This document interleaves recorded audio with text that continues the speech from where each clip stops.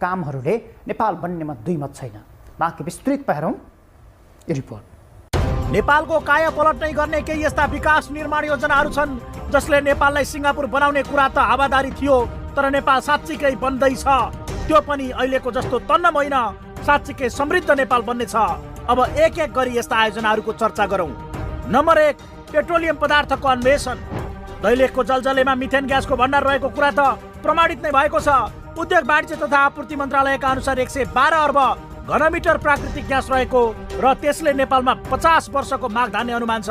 अर्थात् यो नेपाल बन्ने खजना हो। यसबारेको विस्तृत अनुसन्धान प्रतिवेदन चीनले डिसेम्बरमा बुझाउँदैछ। नेपालको सरकारी टोली पुगेर रिभ्यू गर्दैछ। दैलेखको जलजलेमा जेठ पहिलो साताबाट पेट्रोलियम पदार्थको अन्वेषण गर्न ड्रिलिङ सुरु भएको थियो। 4000 मिटर गहिराइमा खनेर ग्यासको भण्डार फेला पारिएको हो। नेपालको प्रस्तावमा चीनले चाहेपछि पेट्रोलियम पदार्थमा आत्मनिर्भर हुने बाटोमा